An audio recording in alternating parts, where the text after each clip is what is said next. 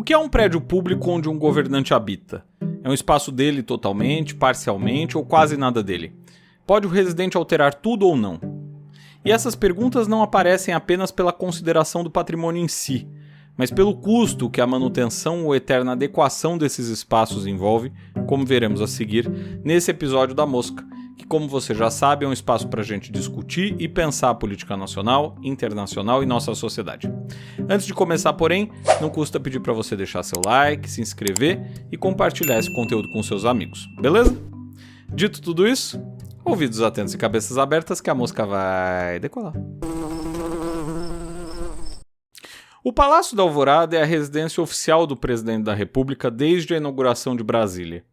Primeiro prédio a ficar pronto na nova capital, o palácio, batizado por Juscelino Kubitschek, foi inaugurado em 1958 e seu nome se deve a uma célebre frase do ex-presidente. Disse JK, abre aspas, deste Planalto Central, desta solidão que em breve se transformará em cérebro das altas decisões nacionais, lanço mais uma vez sobre o amanhã do meu país e antevejo esta alvorada com fé inquebrantável em seu grande destino, fecha aspas. Mas mais do que uma residência oficial, o Alvorada é um monumento. Um projeto de Niemeyer que abriga um acervo de diversos nomes importantes da pintura, escultura. Até aí, nenhuma novidade, né? O problema é que cada ocupante do palácio se acha no direito de fazer o que bem entender com o prédio. É um tal de tira e põe de móveis, mudando a cara do que estava por lá. Um Globo Repórter de 2002 mostrava as mudanças feitas por Dona Ruth Cardoso no Alvorada. Chamei uma comissão para me ajudar a redecorar o palácio, que estava muito abandonado, muito feio e tudo. Eu fiz isso com uma plena consciência de que isso aqui é um lugar público e não meu. Evidentemente deve ter um pouco do meu gosto também, porque a gente aprova, gosta, etc e tal, mas com uma clara ideia de que isso aqui não é o meu lugar. O meu lugar ainda é o meu cantinho lá em São Paulo, ou em Ibiúna. Poucos anos depois dessa reportagem e da mudança promovida pela então esposa de FHC, Lula fez uma imensa obra de restauro do palácio. Foram feitas obras de adequação do prédio, instalação de ar-condicionado e outras melhorias. A obra paga por empresários custou mais de 18 milhões de reais e durou de dezembro de 2004 até março de 2006. Mas não foi a única intervenção dos Lula da Silva no palácio. Dona Marisa plantou uma estrela vermelha no jardim e foi alvo de duras críticas na época por isso. Em 2017 foi a vez de Temer mexer no palácio. Primeiro, com a instalação de uma rede de proteção na parte privativa por conta do Michelzinho, e depois pelas peças originais do palácio, desenhadas por Niemeyer e sua filha, que foram restauradas para fazer o interior do prédio voltar a ser como era quando inaugurado. Nós restauramos todo o mobiliário, deixamos todo o mobiliário armazenado num depósito aqui do palácio, viemos para cá num final de semana e praticamente trocamos tudo.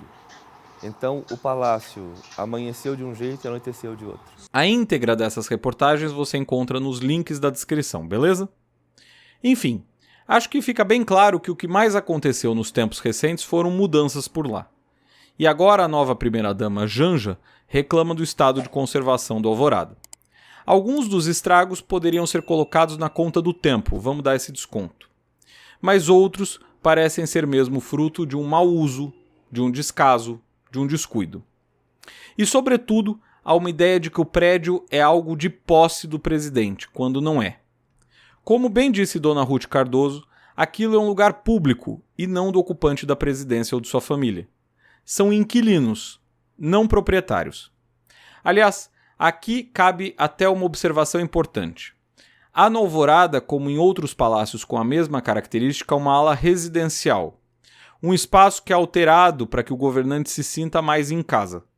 Na Casa Branca, inclusive, a mudança toda se dá enquanto o novo presidente está tomando posse.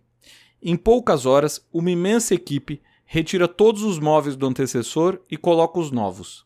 Até documentário sobre isso existe. O link também vai estar na descrição. Lá você percebe como funciona essa dinâmica toda para conseguir mudar a cara da residência oficial antes que o novo presidente chegue depois da posse. algo que Michelle Obama, por exemplo, narra inclusive no seu livro Minha História. Porém, também vale notar que, embora isso aconteça dessa maneira, quem assume não pode mexer em tudo. Trump, por exemplo, contou em uma entrevista que lhe deram a opção de escolher uma entre 7 mesas para o Salão Oval. You know, we have 7 desks, and as president, you can choose any one of the desks. Ele escolheu a Resolute Desk, e não foi algo incomum, desde que a mesa, feita do carvalho do navio Resolute, foi dada como presente pela Rainha Vitória ao presidente dos Estados Unidos em 1880. Poucos foram os presidentes que não a usaram. Só Johnson, Nixon e Ford optaram por mesas diferentes. E é essa tal Resolute Desk que você vê em fotos icônicas, como na do filho de Kennedy, abrindo uma portinha da mesa embaixo de onde estava o pai, e em produções cinematográficas normalmente que representam o Salão Oval, caso, por exemplo, de House of Cards. Isso porque ela acabou sendo um símbolo muito forte do poder presidencial americano e do Salão Oval. E ainda que o presidente não possa mexer totalmente no layout do Salão Oval, tendo que manter algumas peças, ele pode sim mexer na parte residencial, como já colocado.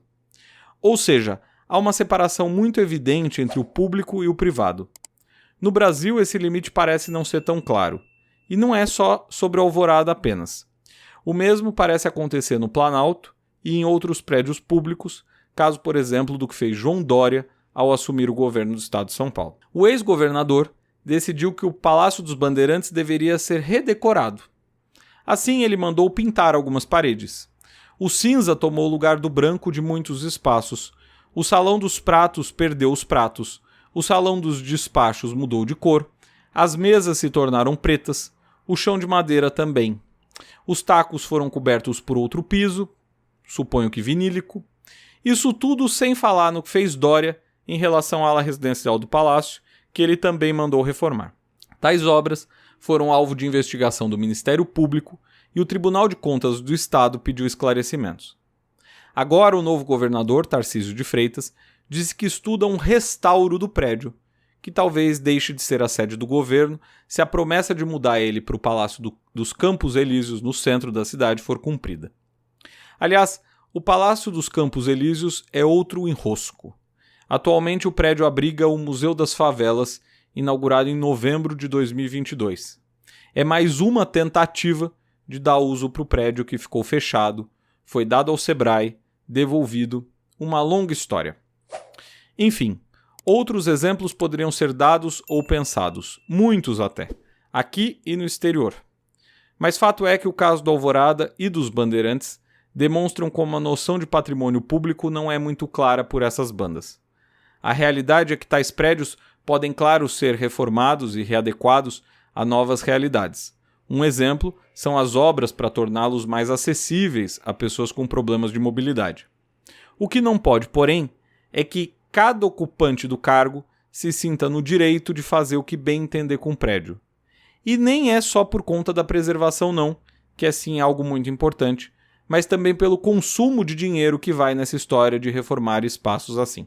Talvez, se os governantes respeitassem mais o patrimônio, ao invés de tentar dar a eles a sua cara, menos dinheiro público seria usado para ficar restaurando o que já foi restaurado ou reformando o que nem precisava ser reformado. Certo? Por hoje é tudo. Se você curtiu esse voo da mosca, não esqueça de deixar seu like, comentário, ativar o sininho e se inscrever no canal. A gente se vê no próximo vídeo.